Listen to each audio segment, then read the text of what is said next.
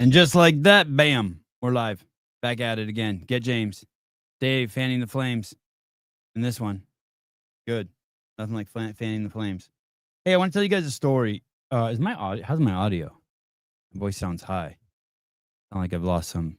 Maybe I'm just, as I get older, my testosterone levels are going down. I want to tell you guys a story. It's a story about an elephant. An elephant and a woman. I was in this village in Kenya,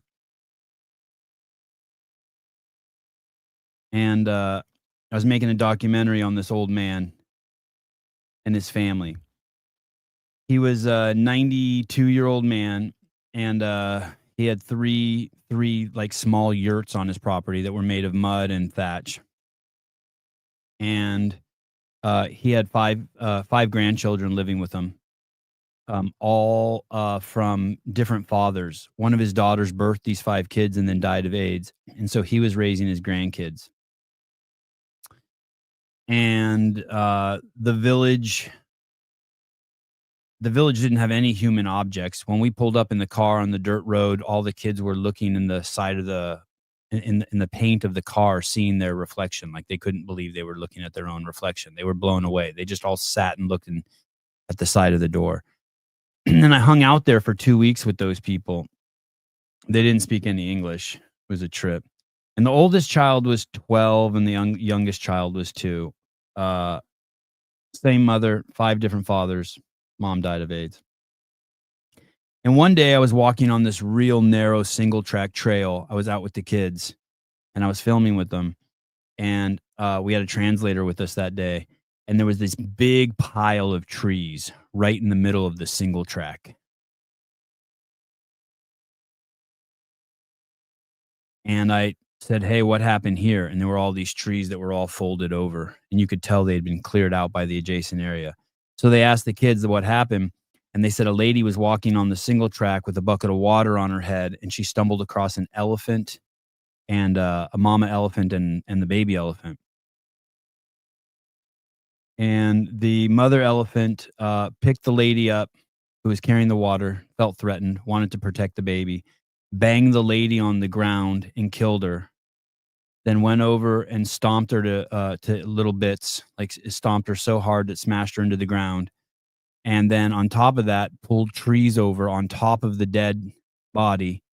It was bludgeoned by being held in the trunk and then stomped into the ground. And then the trees were pulled over to cover the woman so that she never escaped.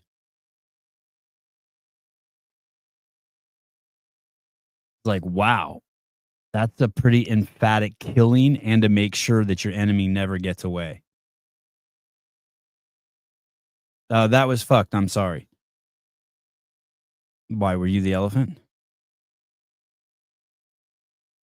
Were you the elephant? When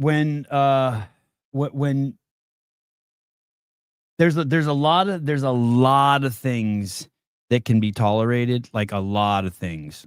And the more you can tolerate and the less that bothers you, there's sort of like maybe like you're getting closer to enlightenment. Like nothing can phase you. You're nothing.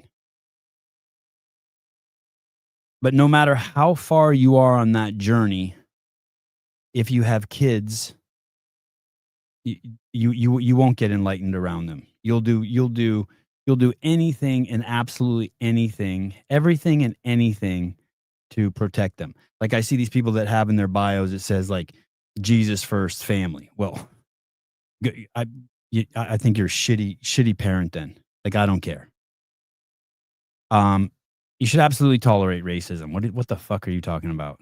Not tolerating racism is in itself racism.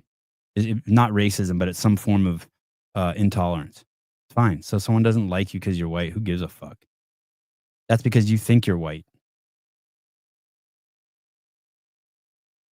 He will retell it in a few weeks anyway, Judy. I've told the elephant story probably a half dozen times over the years.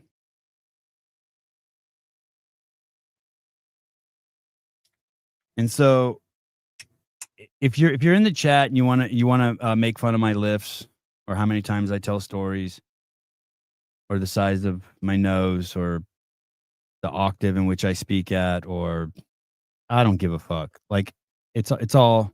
I love being put in the cannon and used as cannon fodder. But if you, I just to be really clear, there's never been any real rules around the show. But if I feel like you're threatening my family in any way, I won't tolerate that. Like zero. 0, 0, 0, 0. And unlike most of you, I guess there's a few of you out there who spend most of your days in your ego. I don't, but when it comes to my kids and my family, I do. And if you, that shit won't be tolerated, like, at all. And just now you know. That's it. Oh, go back to the beginning of the show. Just telling the story about the elephant. If you make fun of Sevon, just remember he measures his cock by fist lengths, 3 of them to be exact. Thank you. So, no, Keeping It Real did not do anything. That's the Grant character. No, I have no issues with Mr. Real. I've no issues with anyone, actually, really, but the threatening of the family, like you're we won't do I won't do that. I won't do that. I won't play with that. I won't pretend to be enlightened about that. I won't let that slide off my back. There won't be any shit like that. Dave Castro, Weekend Review. Tell me it's short. Tell me. Oh my God. Weekend Review, Monday, August 25th, 2025. This past weekend, I did a lot of traveling. I went to College Station, Texas to go to the BCS Classic. The BCS Classic is a pair event that Charlie Lima runs. And isn't Charlie Lima? Aren't those call signs? Is that really the guy's name, Charlie Lima? Are those call signs? Charlie Lima? Like Alpha Charlie Lima crash landing. Yeah. Oh yeah, they are. Wow. The guy's name is Charlie Lima. Holy shit. Charlie Lima has been around. He said I actually taught his level 1 in 2009. It's been around for a very long time. I think this is the same behind the scenes. What's it called? The behind the scenes CrossFit event.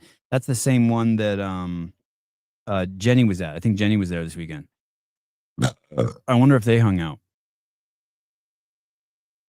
Open up an affiliate in College Station. You think it's? I think it's Charlie Limug. Oh, the guy's real name? It's not Charlie Lima. Lima. Charlie Lima. Asian dude? Vietnamese dude. Slater, good fun competition. Did it last year. He owns 2 now there, and for 15 years has run this event called the BCS Classic. It's a community event, and behind the scenes classic. Why the fuck is his shit so loud today? God damn. It seems like for the last 15 years, he's invited me to go out to this event. I've never been able to go out, so he asked me every year, and this year he asked me multiple times. So I decided, since I was going to go to Columbus anyways, it was the same. This is Dave at 1.25 speed, by the way. Same weekend that I would drop in and see this. So I flew into Houston on, I guess it was Thursday night. Drove. Oh my God, Houston. Jeez. Do you guys know where Houston is on a map? Like the last place I want to fly. College Station, about an hour and 45 minutes, I think. College Station seemed pretty cool. Stayed in a nice little hotel near the venue. And then the next. I think that's where Matt Mursky. Isn't there a big university there at College Station? Isn't there? That's where they invented the pluot. What's the college there? There's a big college there.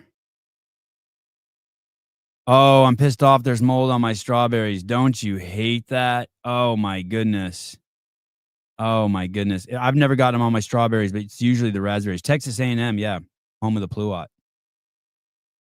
Part plum, part apricot. Yeah. Yeah, Matt Mursky. I filmed Every Second Counts down there.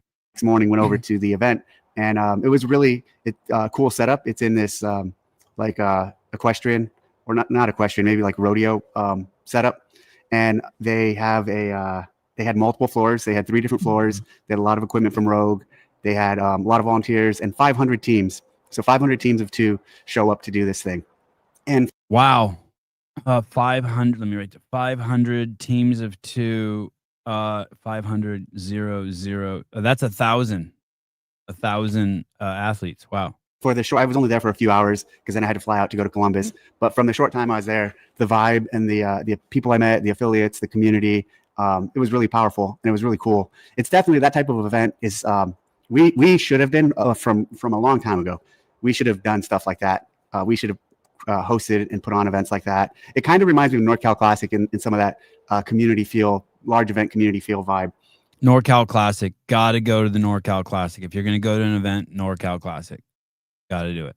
But it's something that I think we should do in the future. I think we should lean in with some of these guys and even just help them out or have an affiliate gathering there. But it was neat to see all the people that were fired up. And they had a lot of divisions, a lot of different scale divisions, a lot of different male, female, RX, scaled. So sounds like a porn channel. Very cool event. Glad I went. He wants me to compete. Last year, he asked if I'd compete with Chase. He thinks next year I should compete with Chase or Adrian. I'm thinking about it. I think that'd be fun. But do not compete with Chase or Adrian. They're going to make you look so bad. Do not do that. But I definitely, depending on when it falls in the schedule next year, and basically they told me it's always the week before the Texas A&M starts their football season, because once Texas A&M starts their football season, everything's booked up and everything becomes really expensive. So they do it the weekend before. But I'm really glad I went. If you guys are in the Texas area or really anywhere, there's actually a lot of affiliates from even Mexico. A lot of people from Mexico went out to compete, and others from nearby states. But if you're in that area. Oh, I guess the border is open. You can go back and forth. You can do that. Hola, amigo. I'm here just to compete. I'm here to compete in the BTS games. And you're looking for a well-run, good competition, 2-day competition. And that's like pretty cool too. Hiller did an event this weekend with his girl, the Backwater Games, Backwater Games. Just a 2-day 4-event competition. A lot of people I talked to have done it multiple years in a row. So check it out, the BCS Classic, put on by Charlie Lima in College Station, Texas. And then I went to the Masters event. So that night, I left BCS. It's the Masters CrossFit Games. It's not the Masters event. It's the Masters CrossFit Games. It's the crowning of the fittest people who are over 35 in the world. Went back to Houston, flew to Columbus, and was in Columbus for the Masters event the next morning. So that was Saturday morning. And I spent a majority of the morning there. And were Bill and Katie at that event? It's right in their backyard. I mean, it's in their front yard. It's in their yard. It's not in their front yard or their backyard. It's in their yard. I haven't heard anyone say they saw Bill and Katie there. Were Bill and Katie at the CrossFit Games Masters competition? Again, like really cool community event. It was a really large venue. That the setup they had was big. They had a lot of space. They had a lot of floors. I actually said to them, I told them, I'm like, hey, you guys are doing a lot. Like, you guys have a lot of things going on. I gave them a few ideas on how I would have maybe scaled down some of the setup and maybe simplified it, but it looked really good. There was a lot of fans there. The energy and like the setup, the bleacher size and all of that was pretty spot on for how they built it out. So from what I saw, everything I saw looked really good.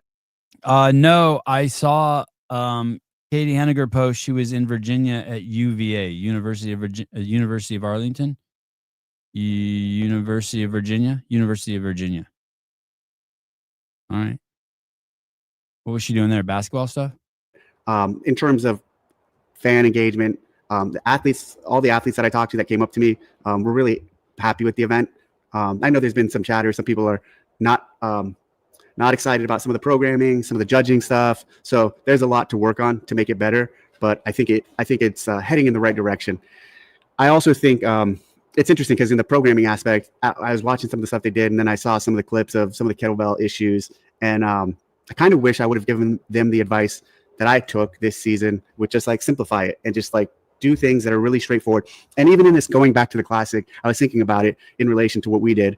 going back to like just classic CrossFit and simplifying things, that also really played into movement standards and judging. And so even when we briefed the judges at the games, I told them there. Building out a weight room. Yes, University of Virginia, one of their weight rooms. I could see that. Rogue builds a lot of weight rooms.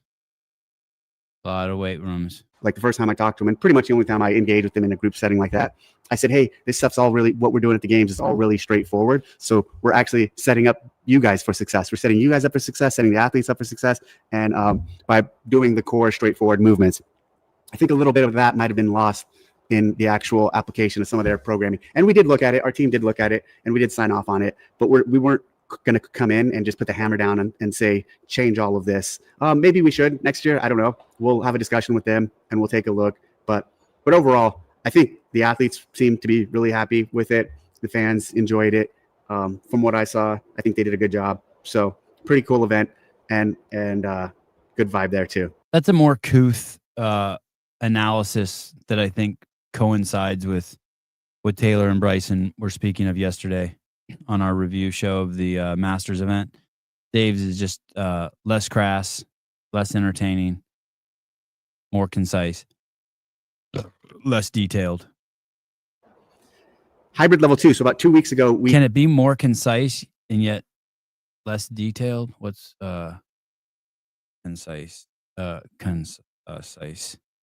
TISE? Yeah. Giving a lot of information clearly in a few words, brief but comprehensive. Yeah. More concise but less detailed. And definitely more couth. We launched something called a hybrid level 2. And what the hybrid level 2 is, let me even give you a little history of how we even got to this point. So in 2020, when COVID hit, Greg said, hey, let's take the level 1 online. So because we were having to cancel all of our courses. So a group of us flew to Santa Cruz, where at that time we had our media office, and brought some of our best trainers out. And we filmed all the lectures for the content and filmed it in a setting with professional cameras and lighting, etc.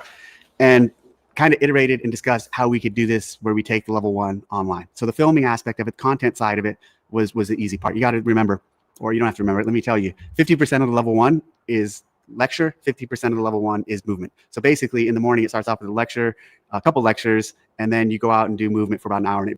And when he says they filmed it and put it online, that was my team that did that. FYI, for your information. Rotates back and forth. So taking those lectures and putting them online was going to be easy.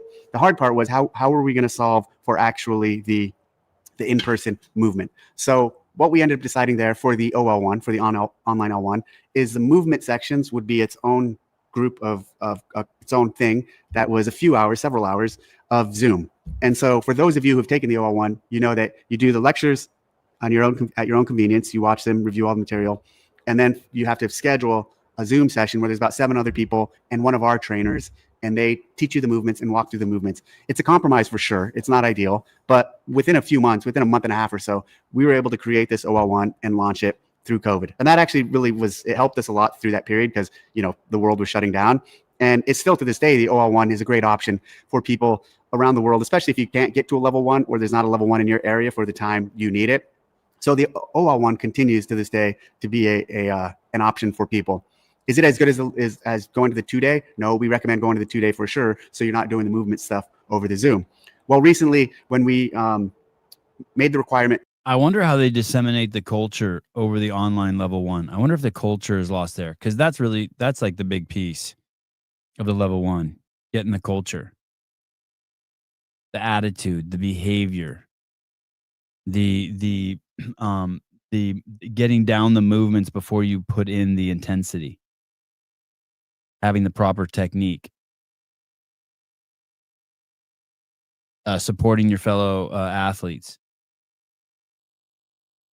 For all affiliate owners within 1 year of opening up their affiliate to have a level 2, we then started, we had to schedule a lot more level 2s and people. Thank you. Yeah. The Kool-Aid. That's where you drink the Kool-Aid. Can you give people the Kool-Aid? The smells, the Kool-Aid. Can you get the Kool-Aid from the online? Interesting. People started, asking about specific dates or specific locations. And some people said, hey, going to the 2-day course, taking my whole weekend to do that is a lot. And so we actually challenged the team and said, hey, could we do something? Could we have an OL level 2, an online level 2? And so Gave that to the team, asked them to work on it. They basically came back after a few weeks, and intuitively, you knew this was going to be the answer, but I wanted to press them and see what was possible. And they said, no way, no chance. Because so at a level 2, you do lectures and then you do breakouts. And in the breakouts, you're actually teaching and you're working with people. Whereas in the L1, you're being taught how to do the movements and you're given feedback on you doing the movements. In the level 2, you are teaching others to do the movements and you're giving them feedback. And then the third person, our coach, is giving you feedback on your teaching and on you conveying this to the members, the clients, the participants, essentially. So capturing that on a true like OL1 format, creating the OL2 like that, the team came back and said, that's not going to happen. So we looked at other options. And basically, as I said with the level 1, 50% of the level 1 is lecture and 50% is movement. It turns out that's about the same ratio for the level 2. 50% of the level 2 is lectures, and then the other half is in-person movement. So we came up with this concept of why don't we do a one-day version of the L2? And what the one-day version, and we call this the hybrid level 2. What the one-day version is, essentially, we'll take all the lecture content, film it, and we'll put it online, and you can go through the lecture content at your own convenience at home and finish it when you finish it. And then all you have to do is go to a one-day in-person seminar. A one-day in-person level 2 where it's all the movements. So what does that get you? What does that capture? Do you hear that? Is that a fan because it's hot as shit in there, or the AC, or is he by the ocean? Definitely not by the ocean. 20 miles from the Pacific. Basically, if you're running a gym, if you're a small business owner and you have a gym and you're the head trainer, or you're the owner and you're the only one who runs all the classes, and you can't give up your Saturday, well, now there's this one-day course which is just on Sunday, where basically all of the movement that you do in the in-person level 2 is consolidated to just that day. And so even I think about people in San Diego who need the level 2. Again, this concept of instead of taking the whole weekend to take it, if there's a course in LA, you could wake up, drive a couple hours Sunday morning, do the course, and drive home Sunday night and have done the requirements for the level 2. So is it a compromise from the experience? Slightly, yes. It's not the 2-day experience where you're engaged with our trainers the whole time throughout the lectures and through the movements, but the movement aspect. And you won't be networking there. That's the cool thing about the level 1 too. You go in there and everyone's like quiet and stares at everyone and is like, who the fuck is this guy? But by the second day, they're all your friends. And you probably don't get that in the one-day level 2. Is still captured. It's still one full day of you teaching and of people giving feedback. I think when we first launched it, there was a lot of criticism. People thought we were making it like the OL1, where it's all online and where the movement part is via Zoom, but that's not the way it is. It's you have to go to essentially one day. So I believe, and I think it's a great option for people who don't want to commit to the 2 days and want to knock out this qualification. So we currently have them posted for November and December in Seattle, Miami, Dallas, Atlanta, London, San Diego, and Brooklyn. And you can find this on our website. But I did, and when people started criticizing it and talking about it, it was kind of because they didn't understand all the detail. Don't you need a level 2 within a year of becoming an affiliate? Did he say whether it fulfills that requirement? I guess that's the only thing that matters. Thing here. And Hobart, James actually got into the comments and started answering. And once he explained what the hybrid L2 really was, people backed off and kind of understood, okay, this makes sense. So all the lectures taken out, put online, and then all the movement stuff that you do. Ernie says, yes, he mentioned it. So I'm guessing it does fulfill the level 2 requirement. So if you, I think to open a gym, you have to pay the money, pay the application fee, $1,000, pay the $4,500, show that you have your level 1, and then you have a year to take your level 2. And Ernie is saying that Dave did mention it and it fulfills that requirement. At the L2, the normal L2, you're still doing at this hybrid L2, but all in one day. So I think it'll still be a great experience. It'll still make great coaches and still be a good option for those who are looking for their L2 and maybe don't have the time or don't want to spend a couple nights on a hotel, et cetera, et cetera. So we're still going to do the L2, et cetera, et cetera. So we're going to have both options for now, and we'll see how it goes. Maybe this one doesn't work at all and nobody likes it, and maybe we phase it out. Maybe this one becomes incredibly popular and everybody's taking this, and then we phase out the other one. Maybe they both continue. And so we'll see where it goes, which direction it goes, but excited to offer it and excited to see how people respond to it. All right, comments. Jar Jar loves CrossFit. Dave, if the masters and age groups don't come back together with the regular games, can we at least get the same team to program for them? Last 2 years, the programming has not been good. I talked a little bit about that. I don't know. At racks on racks on racks. Hey, Dave, I know this may be a delicate topic and the games just ended, but any thoughts on if we're ready to see a swimming event next year, perhaps in a controlled environment like a pool? While some may not find it necessary, it does give a more well-rounded demonstration of fitness. One of my favorite events ever has been swimming stuff. Thanks as always. Yeah, I would like to see swimming come back, so possibly. We'll see where. Did you guys see that swim event that was shown on Instagram? It went all over. So many people sent it to me, and they had actual ropes hanging over the pool. So when you swam and you got to the end of your lap, there was a rope dangling into the pool, and you would climb the rope, touch the I-beam, and then drop down back into the pool. That shit was cool. That shit was really cool. I was wondering how that would affect your hands tearing as your skin got soft in the pool, but that shit looked cool. Where we can go with that. At Fran2159, you said you were going to have Tyson Bagent do something at the CrossFit Games. What did he do? So at the last minute, he wasn't able to. The Bears basically wouldn't let him travel. I mean, he's in season pretty much. Even I can confirm that too. Tyson was pretty bummed. He really, really wanted to come to the games, and at the last minute, the Bears told him, "No, you can't leave for the day." though it was preseason. So we were kind of disappointed, but his dad still came out, and his dad ran an amazing arm wrestling competition and a competition clinic and tournament. If Tyson was going to come out, though, we were going to, he's going to but he was going to start a workout like 3, 2, 1, go. I think we're going to try to do that on the run.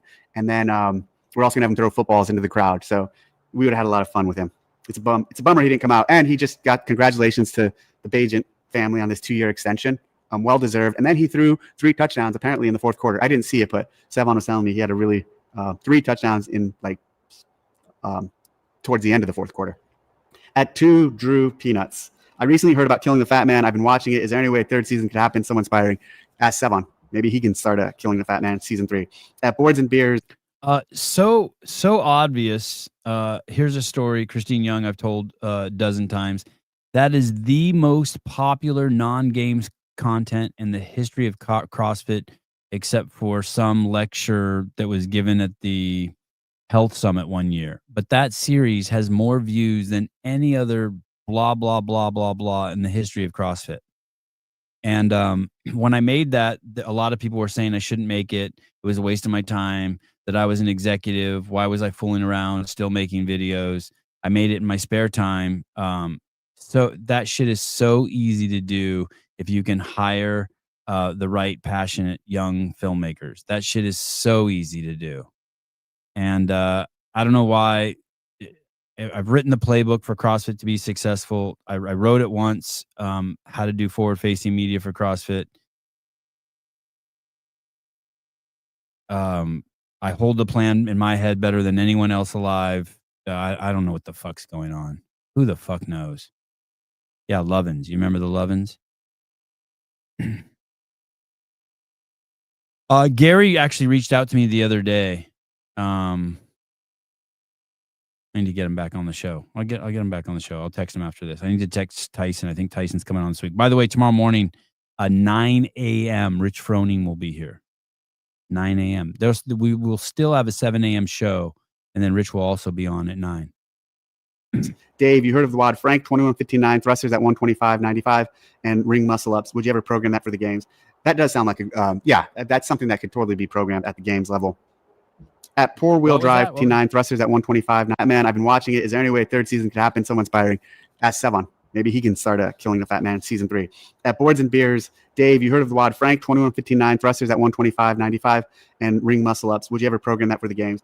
That does sound like that's something that could totally be programmed at the games level. At Poor Wheel Drive 4856. Hey, Dave, have you mentioned the thought of taking the games globally? Could you possibly look into a thing like the Olympics do? Cities around the world put in applications to host. Local governments offer money to put. No, please don't. Please don't. Fuck taking the games globally. It's an American brand. Ferrari's Italian. Butt fucking dudes is French. I mean, everyone has their own thing. The U.S. has the CrossFit Games. That's it. Towards the event, and it's announced at the award ceremony at the end of the games the year before. The next games will be held Sydney, Australia. I live in Australia and would love to see the games live. Thoughts? So we do put the games out to bid, and cities do bid on it, and we do go through a process like that. I don't what you're talking about where we were able to announce at the games. That would be cool to get to at some point, but we're definitely not there now. At David Wide, blocking people is gay. So he's talking about, I talk about often actually, or not often, but I address this. I block people all the time on on my social media accounts. If I see someone saying something really derogatory or over the top, I just don't want them on my channel, and so I'll just block them. That was what I started the show with. Yeah. You be a threat to you in any way be a threat to my family, and you'll be blocked. Like, get the fuck out of here. I'm so fucking cool. I fucking allow anything. You want to start getting my family involved? I'm not enlightened at all. I'm just a fucking badger bunny. Badger bunny. Honey badger. Honey. On that note, I actually met for the first time John Woolley this weekend at the event. Patrick Clark called me over, and he introduced me to John. John said, "Nice to meet you." He was a really nice guy. We chatted for a few minutes. He mentioned the affiliate he owns and who trains there with him, and it went fine. And then I said to him, "I'm like, hey, I don't even remember why I blocked you, but I'm also not going to unblock you." So, and he laughed, and we had a good laugh. So cool meeting him. Enjoyed the experience. At Patrick Fitz 30, everyone points to Tia. Did Woolley threaten Dave's family? I don't know, but Dave's not enlightened like me. He blocks up people for other reasons. Dave's more like you, Jeff. Just your run-of-the-mill fucking get offended by shit kind of dude. Okay, hold on. Let me go with this one first. At Will FU3PP. By the way, the pegboard event was an epic failure, and it played over into multiple later events due to the extra work output. Namely, Tia loses event 4 because her arms are blown up from strict pegboards. And then this guy said, not to him, but this guy also said, at PFits30, everyone points to Tia formerly doing good on pegboard. She also wasn't wearing grips and had 1/10 the amount of chalk on the one she did well on versus this one, huge grips, tons of chalk, and chalked her feet. Tia isn't perfect. Well, there you go. Different opinions and different perspectives on what went on there. At Adrian Conway, let's call it the CrossFit Combine. Get it trademarked. Wait, wood and chalked her feet. Tia isn't perfect. So they're doing good on pegboard. She also wasn't wearing grips and had 1/10 the amount of chalk on the one she did well on versus this one, huge grips, tons of chalk, and chalked her feet. Tia isn't perfect. Well, there you go. Different opinions and different perspectives on what went on there. At Adrian Conway. That's it. Let's call it the CrossFit Combine. Get it trademarked. Would love this and would love to help and think this is something affiliates can even do and get excited about annually. I've considered this for years. Lean into true fitness is a compromise, as this will show how the highest jumper may be limited in the cardiorespiratory endurance test and vice versa, etc. But it is a test of single modality changes, not necessarily to find the fittest, but simply an expression of their balance across the 10 general physical skills. I like that concept. I do think it's a little different than what I'm talking about. I do think a CrossFit Combine and a Combine is a good idea for CrossFit. I think I actually had someone from our programming team work on a number of events. It was 7 events that kind of like a heptathlon or a decathlon, but actually I forgot if it was 7 or 8, whatever. A number of CrossFit events. So what we're talking about here is a little different. A number of CrossFit events that people could do as a measure to show overall fitness and something that's like a benchmark that's every year. So kind of like the CrossFit Total, but with Fran or Cindy or other things. And you could do all 7 throughout the year and have this overall measurement of tests of fitness. Combine, like you're describing, is a little different, which I think is cool too, and single modality tests and things like jumping, throwing, etc., lifting. But what I'm talking about with the not CrossFit games, I kind of don't want to get sucked into a single format, meaning come up with the when I hear Combine, I hear something that's fixed. With the not CrossFit games, I'd like to be able to, one year do a high rocks, the next year maybe we do a triathlon, like even play with the things we can do. So have the ability to, one year maybe we're doing the long jump, maybe the next year we're doing a triple jump or high jump, etc. I do think I've thought about it more. Categories of jumping, I think there should be a few in the jumping. Categories of throwing, then there could be some lifting stuff, then maybe some category of running. So there's a lot of fun things we could do with the not CrossFit games. At Kevin Steiner 8710, do you ever change your answer to a question knowing that Sevon is going to review it? No. At Daniel McIntosh 9756 running. So there's a lot of fun things we could do with the not CrossFit games. At Kevin Steiner 8710, do you ever change your answer to a question knowing that Sevon is going to review it? No. At Daniel McIntosh 9756, what goes into decision making to drop into an affiliate for your tour? Is it random or planned out from the beginning? Are there any specific qualities or years the box has to be open for you to visit? Thanks for everything you do. It's really random. 99% of the time, I don't even tell the affiliate owner I'm coming over when I travel. I also make sure they're a CrossFit affiliate. That's like the one requirement. Like you have to, I don't drop into gyms that aren't CrossFit gyms, or I don't drop into gyms that were formerly CrossFit gyms that dropped their affiliate. So that's a big thing. The question is how does he decide which affiliates to go to? I can remember traveling with Dave, and it would literally be we land at the airport, and I'm dying to get to the hotel, and he pulls up on the map. Oh, we're gonna pass CrossFit affiliate. Let's go in there. It's literally like that. I mean, just that simple. That simple. At New Western Hunter. So that's my buddy, Jesse. He was actually, he came up to me and he was competing in Columbus on a team, and they were in 7th place. And I asked, out of how many teams? And he said 7. So he said it was really hard competition for the team side, but he had a lot of fun. I did not get that deer yet. At Anthony Pot 2257, would you ever let Hiller come do a day in the life with TDC? Nope. At Sam Valenzuela, is there an option for garage affiliate or home gym affiliate? There needs to be. And I don't believe that. I got to slow this down. He's going so fast. I don't believe that. I think he would. I think he would let Hiller do a day in the life. Yeah, I don't believe that. Come do a day in the life with TDC. Nope.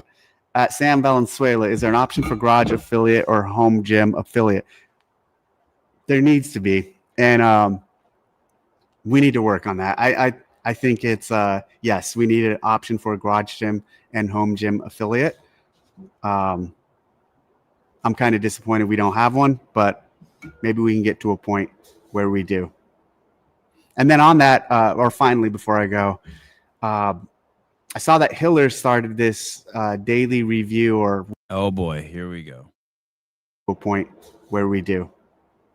And then on that, or finally, before I go, I saw that Hiller started this daily review or weekly review, like a news update.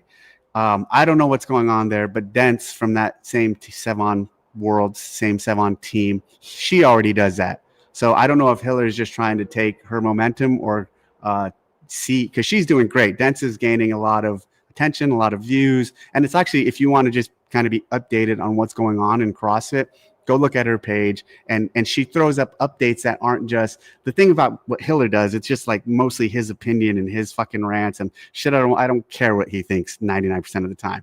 So if you just want to see what's going on or want to see things that are happening, Dents does that. But Hiller recently started the same thing. So he essentially imitated, copied, or replicated what she's doing. I don't know why. I don't know what that's about. I wonder if there's a little, because I did also see he recently commented saying something she did around the Danielle Brandon stuff was stupid or dumb. He said something negative about it. So if you guys are in that little world, that little Sevon world, pay attention to like this dynamic going on there, because the fact that he started that up and he's taken a few jabs at her, I think is interesting. So if you guys are in that world and find that stuff entertaining, pay attention to the Hiller Dents dynamic. All right, that's the week in review. If you have any comments, leave them here, and I'll try to. Instigation says Rambler. Did Dave get stock in the Sevon verse? Why is he sucking your cock so hard? You take it that way. I hope that's what's happening. I take it the other way. I take it that he knows that I'm a huge fan of both Hiller and Dents, and he's just trying to stir the pot. He's doing the exact opposite. He's trying to like pit people's egos against each other. Oh, he did. I didn't hear that. Dave says Hiller has no creativity. I thought maybe I misunderstood. I thought it was the opposite way. He was saying that Hiller's was creative and editorial, and Dents's was more factual. Yeah, well, for a guy who doesn't watch things, he watched a lot of things. Something has changed in Dave in the last 4 months, 6 months, 9 months. He's really changed in terms of his consumption. I have gleaned off of the fact that he has asked me about things that Dents has posted, which has given me insight that he's watching Dents. So Dave seems threatened. This is a very Trump style maneuver. I don't see the threatened part, but I see how you think it's a Trump style maneuver. And And Dave doesn't have any stock in the Sevon verse. Yeah, I see it more like this. Dave planting seeds, information warfare. I mean, if he can get infighting amongst my friends, that's a win for Dave.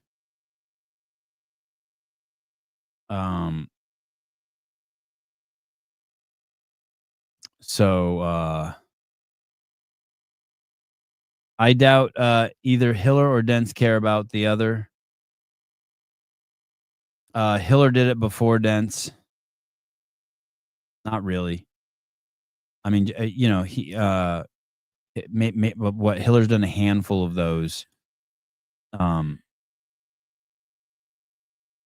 don't know. I've done a handful too. There was a time when I was doing like I was trying to do one of those every night. I think I got to like 20, 10, 30. I don't remember, but I was doing those for a while. Yeah, Dave knows I'll watch it for sure. To say that Hiller did it first is, I mean, kind of weird.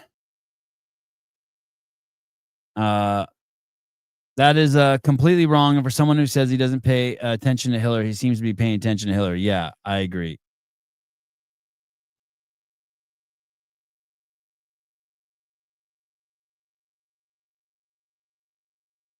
Yeah, he's definitely weighing in. He's definitely saying, I don't know if he said Dents is better, but he definitely said Dents is his cup of tea because Hiller's is more of an editorial, more of Hiller's opinion.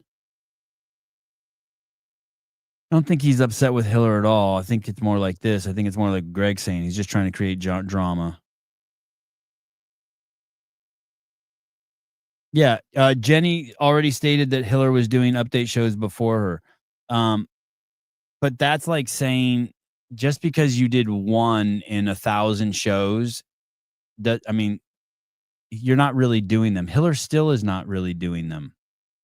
I would argue that Hiller even hasn't even started doing them. So he's done. I don't know how many Hiller's done. I can only remember 2. I can remember 1 before this or 2 before this. So you can't really say he's doing them. You can say he's done them, but no one's ever. Dents is, if anything, Dents is copying Craig Ritchie, but with actual like tangible shit. It's like non-woke Craig Ritchie. If anything, you could say Dents is the non-woke version of Craig Ritchie. Yeah, I'd go with that. But to say Hiller's doing them is crazy. So he's done 1 or 5 or whatever he's done.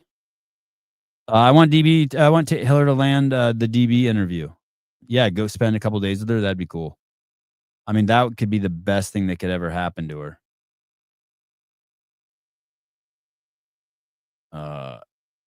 Anything else? Dave just leans towards the boobies. That's probably a strong. There's probably some validity to that.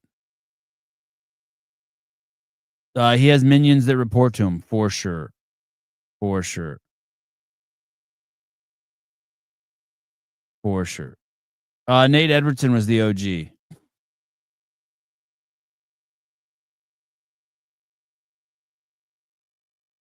Hiller had them dating back like 2 years. Yeah, I mean, you could tell me he did one 10 years ago. I mean, it doesn't mean he's doing them. I don't even know if there's any validity to what Dave is saying. Let's see if Hiller puts out 5 of them in the next month. Then maybe we can be like, oh shit, maybe he has been inspired by Dents. Dents has done 86 in 10 months. Yeah.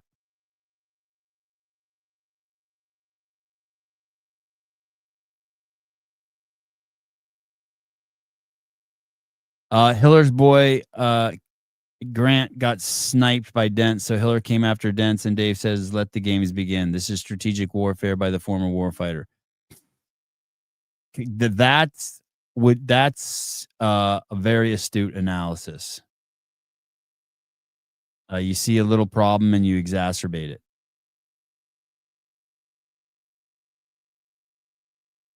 Sevon got hated when Armin got the first Greg Glassman interview.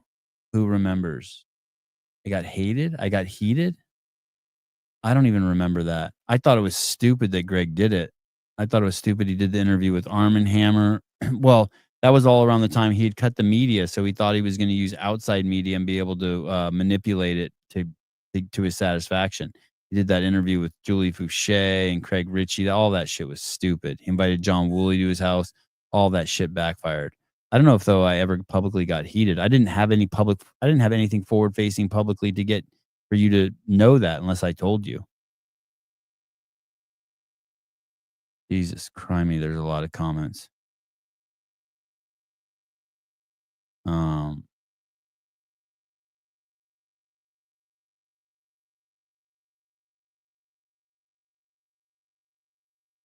Hated. I got hated?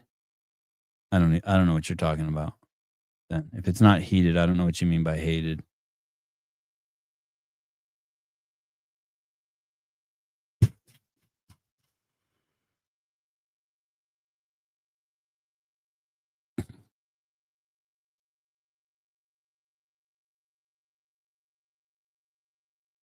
Mated? Yeah, maybe. Mated?